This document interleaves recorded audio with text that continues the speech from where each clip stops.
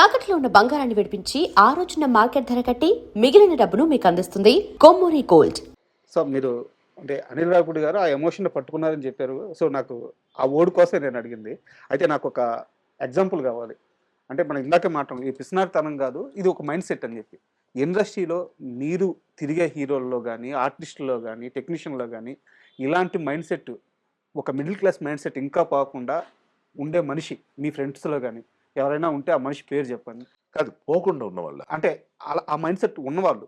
రాజీవ్ చాలా మంది అండి. ఉమ్, రాజీవ్ వెరీ గ్రౌండెడ్ గా. సార్ మీకు ఒకటి చెప్తా, అది నేను చెప్పక్కర్లా పేర్లు. ఉమ్, మీకు ఒక స్టేజ్ మీద మైక్ పట్టుకుని మాట్లాడే ఎవరైనా సరే, మీరు సందీప్ రెడ్డి వంగాన్ని తీసుకోండి, అంటే ఏ రాజమౌళి గారిని తీసుకోండి, ఉమ్, అలా చెప్పుకుంటూ పోతే అదే చాలా మంది ఉన్నారండి. కొంతమందికి మనకి ఎలాగంటే వాళ్ళకి వాళ్ళ యాటిట్యూడ్, వాళ్ళ పర్స్పెక్టివ్ దానివల్ల అర్థం కాకపోవచ్చు.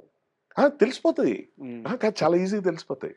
వాళ్ళకి ఎలాగ ఉంటుందంటే ఒక రకమైన మదం, ఉమ్, ఒక రకమైన గర్వం, అది తెలిసిపోతుందండి. మేము కారణ జన్మలం, ఇక్కడ మేము ఇలాగ పుట్టడం చాలా గొప్ప విషయం అని మాట్లాడే వాళ్ళు చాలా మంది ఉంటారు. అది వేరు. ఉమ్. మంచితనం ఫేక్ చేసేవాళ్ళు కూడా ఉంటారండి. చాలా ఇంపార్టెంట్ పాయింట్. ఓకే. మంచితనం ఫేక్ చేసేవాళ్ళు, ప్రేక్షక దేవుళ్ళు లేకపోతే మేము లేవు, ఈ డైలాగులు ఎవరైనా చెప్పొచ్చు, కానీ నిజంగా ప్రేక్షక దేవుళ్ళ కోసం ఎవరేం చేస్తున్నారు ఇస్ ద క్వశ్చన్.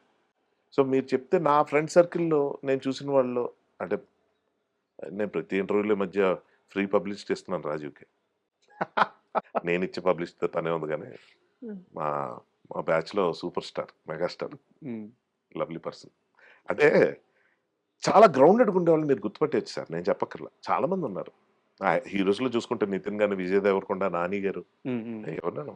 సో నాకు తెలిసి ఈ ఎగ్జాంపుల్స్ అన్నిటిని లెక్కేసుకుంటే అనిల్ రావిపూడి అన్న వ్యక్తి మిడిల్ క్లాస్ మెంటాలిటీని బాగా క్యాప్చర్ చేసేటండి సక్సెస్కి ఫార్ములా అని నేను అనుకుంటున్నాను. Super super. అండ్ ఇప్పుడు మీరు అడిగిన నెక్స్ట్ క్వశ్చన్ దాని కంటిన్యూషన్. సో అది ఆ మనుషులు చూస్తాను అర్థమైపోతుందండి మనకి, నేను చెప్పక్కర్లేదు ప్రత్యేకించి. అండ్ ఈ ఇంటర్వ్యూకి మీరు వస్తున్నారు అనగానే నేను ఒక వ్యక్తి గురించి పర్టికులర్గా మీతో మాట్లాడాలని అనుకున్నాను. మా జర్నలిస్ట్, మా టీఎన్ఆర్. ఆహా, పరిధి లేని ప్రేమలో మునిగి తేలనా, మనసులో మౌన కీర్తనం, కనులలో ప్రమద నర్తనం, హరవిరిసినది నిశిలో తొలి కార్తీకం. వా మా టీఎన్ఆర్ గారితో మీకున్న అసోసియేషన్, అంటే ఆ ఇంటర్వ్యూ ఎంత వైరల్ అయిందో, దాంట్లో మీరు మాట్లాడుకున్న మాటలు ఎంత వైరల్ అయినాయో, ఆ ఇంటర్వ్యూ ఎలా జరిగిందో కూడా మాకు ఆఫీసులో కథలు కథలుగా చెప్తారు. సో ఆయన పోయిన తర్వాత ఆ స్థానం అలాగే ఉండిపోయింది. ఇప్పటికీ ఆ స్థానాన్ని ఫిల్ చేసే వాళ్ళు రాలేదు, ఇప్పటికీ అలాగే ఉంది. సో టీఎన్ఆర్ గారు చనిపోయారన్న వార్త మీకు తెలిసినప్పుడు ఎలా ఫీల్ అయ్యారు? అతని గురించి నేనేమి చెప్పగలను, ఎవరైనా ఏం చెప్పగలరో అవన్నీ మీరే చెప్పారు. ఒకళ్ళు భర్తీ చేయలేని స్థానం అండి అది. అసలు నిజంగా అంటే ఇక్కడ 2 థింగ్స్ ఉన్నాయి. ఇంటర్వ్యూస్ అంటాం, పాడ్కాస్ట్ అని. ఇప్పుడు ఈ పాడ్కాస్ట్ సంబంధించి ఒక కల్చర్ తీసుకొచ్చిందే తను. సార్ తన ముందు నుంచి ఉన్నాయి, కానీ గంటలు గంటలు గంటలు గంటలు మాట్లాడుతూ, అంటే ప్రతి మనిషి దగ్గర ఉంటుందండి ఇది. Everybody has something to say. So ఆబ్వియస్గా ఇక్కడ నాకు ఆపర్చునిటీ వచ్చి, నా గురించి చెప్తాను. నాకు ఆపర్చునిటీ వచ్చినప్పుడు నాకు సంబంధించిన వాటిలో 2 ఉంటాయి. ఒకటి డబ్బా కొట్టుకోవడం, సార్ నాకేం తెలుసు అంత తెలుసు అంతే. రెండోది ఒక తాపత్రయం. నా వీడియోస్ అన్ని సక్సెస్ అవ్వడం కారణం ఏంటంటే, నా వల్ల ఎవరికైనా ఏదైనా ఒక బెనిఫిట్ జరిగితే బాగున్న తాపత్రయం నాకుంది. ఎవరికి కావాలరా నీ సోది అనుకునే వాళ్ళు ఉంటారు. సర్లే ఏదో చెప్పాడు ఇవన్నీ పాత విషయాలు అనుకునే వాళ్ళు ఉంటారు. కొంతమంది రిపీటెడ్గా పెట్టుకుని వాళ్ళ స్టేటస్ల కింద పెట్టుకునే వాళ్ళు కూడా ఉంటారు. కరెక్ట్. ఈ వాక్యాలు నాకు టీఎన్ఆర్ చెప్పాడు. ఇది అతిశయం కాదు. 25 ఎపిసోడ్ నుంచి నన్ను లిటరల్గా తరివాడు. ఒక కామన్ ప్లేస్లో ఒక మ్యూచువల్ ఫ్రెండ్ ఇంట్లో కలిసాం.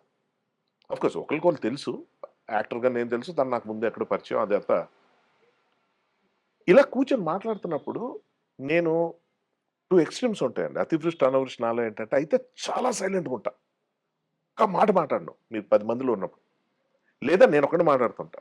సార్ అంటే కంటెంట్ బట్టి. మనం బోర్ కొడితే లేకపోతే టాపిక్ డైవర్ట్ అయితే ఎవరైనా ఆపేస్తారు కదా. చెప్పొచ్చేది ఏంటంటే, ఇవి పట్టుకున్నాడు. ఒక సందర్భంలో 4 సందర్భాల్లో చూసి, భయ్యా మీతో లాస్ట్ టైం నేను లాస్ట్ 4-5 టైమ్స్ ఈ క్వశ్చన్స్ ప్రిపేర్ చేశాను. ఒక క్వశ్చన్ అయితే ఇది చూపించండి. ఏంటిది అన్న? మీ ఇంటర్వ్యూకి ఇది నేను పెట్టుకుంటాను, ఇవి అడుగుతాను. ఎప్పుడు విన్నాడు, ఏమి రాశాడు నాకేం అర్థం కాల.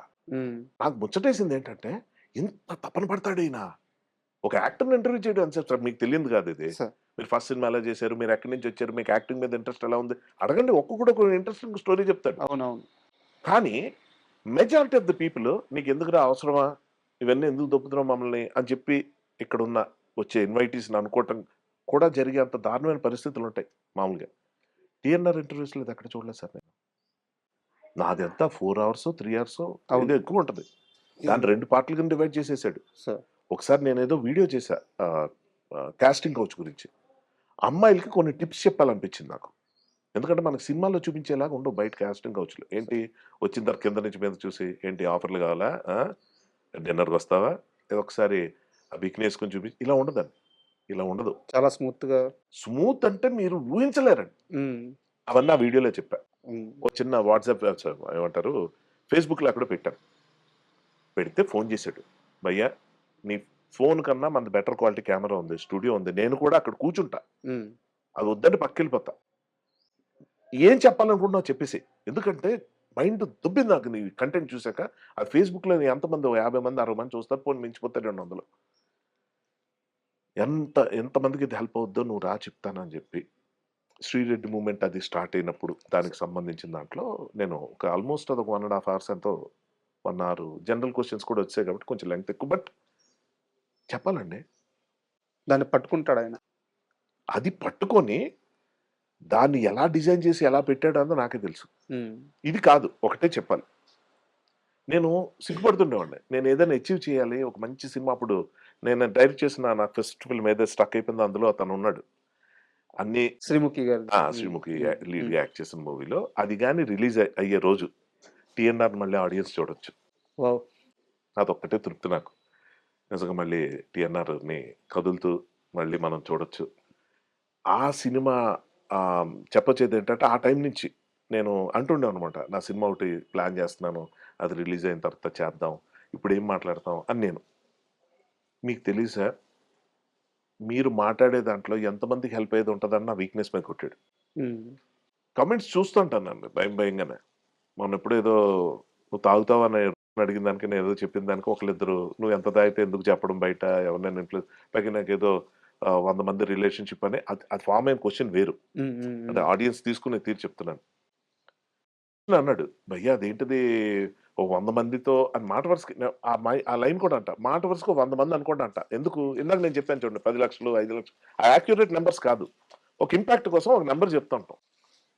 అది చెప్పినప్పుడు తను అందరితో మీకు ఆ రిలేషన్షిప్స్ ఉన్నాయా ఫిజికల్గా అంటే, అంటే ఉన్న వాళ్ళ గురించి చెప్తున్న దాంట్లో అందరితో ఎందుకు ఉంటాయి, అది మన తర్వాత ఎక్స్ప్లెయిన్ చేయలేము, అది వేరేగా అర్థం.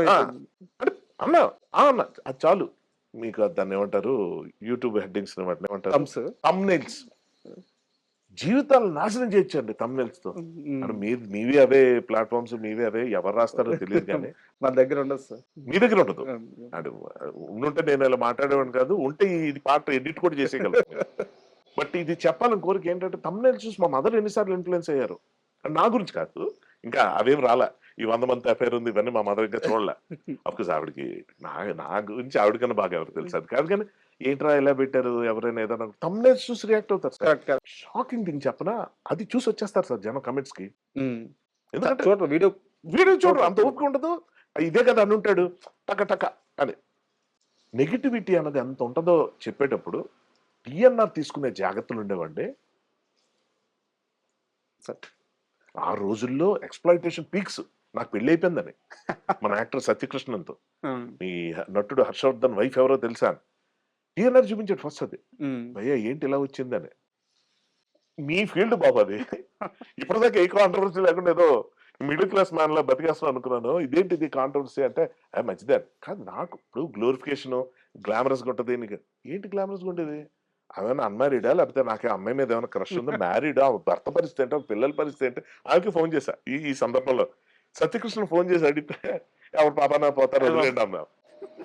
నీ స్పోర్టినెస్ కాదమ్మా, నాకు ఇక్కడ ఎఫెక్ట్ అయిపోతుంది. నాకున్న రిలేషన్షిప్స్, నాకున్న గర్ల్ ఫ్రెండ్స్, నువ్వు పెళ్ళైందా, నువ్వు సింగిల్ అనుకున్న అబద్ధం ఆడినట్టు అవుతుంది, మోసం చేసినట్టు అవుతుంది, వదిలేయండి అని ఆమె.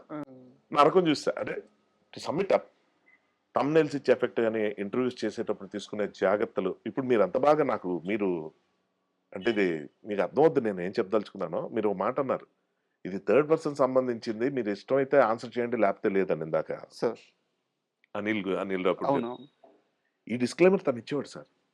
ఉమ్, ఇప్పుడు మీ సెక్షువల్ లైఫ్ ఎలా ఉంది అని అడగాలి తను. ఎందుకు సింగిల్గా ఉంటున్నావు కదా ఏంటి నీ పరిస్థితి అని. తను అన్నాడు